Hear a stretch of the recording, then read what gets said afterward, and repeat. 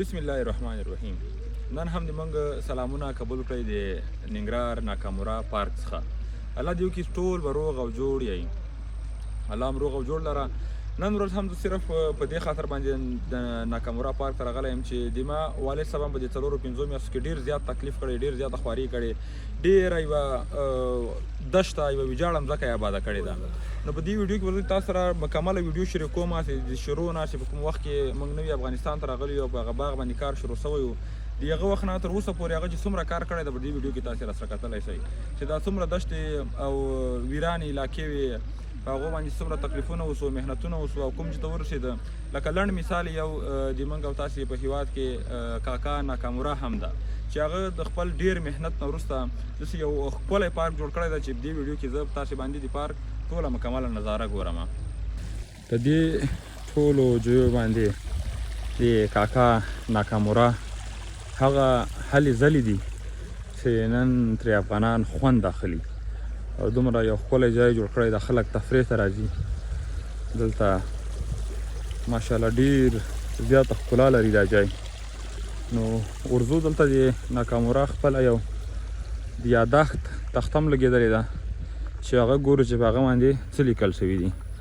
دا هم د ناکامورا عکس لګېدلی ده.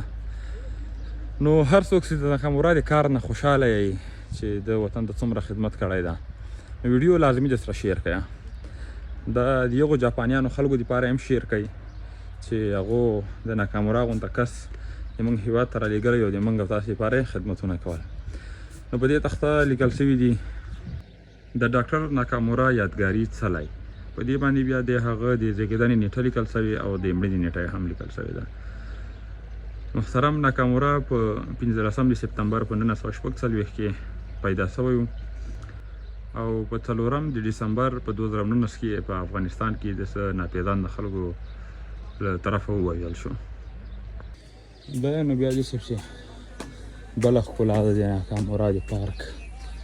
دا لاندې ګوره خلک ناست دي. منظرې دپاره نور هم پورته خېږم. ویډیو درسره شیر کوئ. زه بار بار دا یوه خبره کوم چې ویډیو درسره شیر کوئ. دا جنت جنت، دا جنت جنت، دا جنت جنت وطن، دا جنت جنت، دا جنت جنت، دا جنت جنت، دا جنت جنت وطن. غواړو یې د درستې نړۍ سیال تر ټولو چت وطن، دا جنت جنت وطن، دا جنت جنت وطن. هر خوا مزارونه خړ قبرونه. د دې ویډیو سره سره اوس مخکې زه هغه ویډیو درته ښکاره کومه چې د ما والد صاحب حاجي صاحب سرور خان له پاکستان څخه راغی افغانستان ته او داسې یوه دشته داسې یو ځای آباد که چې په دې ویډیو کې تاسې د ما سره کتلی شئ. دا هم د افغانستان هغه یوه دشته، هغه یوه شړه علاقه وه چې نه د اوبو رسیدګي وه ورته او نه هم چا پې کار کړی و. نو حاجي صاحب په خپل محنت سره را د 2 کیلومتره په فاصلې سره د نیر نه پایپونه ورته راتېر کړه. د هغه پایپو سره بیا بوټي راوړل. دا د بوټي لګول تاسې وینئ چې کار پې شروع ده.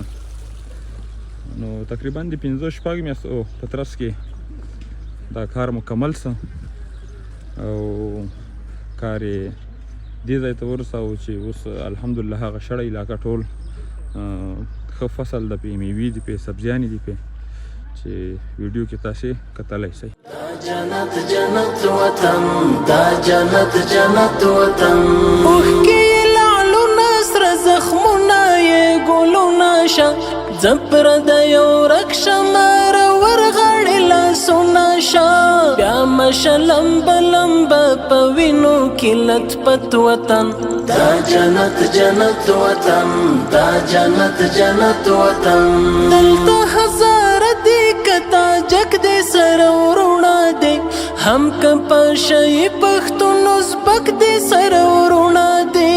کور د مسلمان د یو ملت یو موحدت وطن، دا جنت جنت وطن، دا جنت جنت وطن.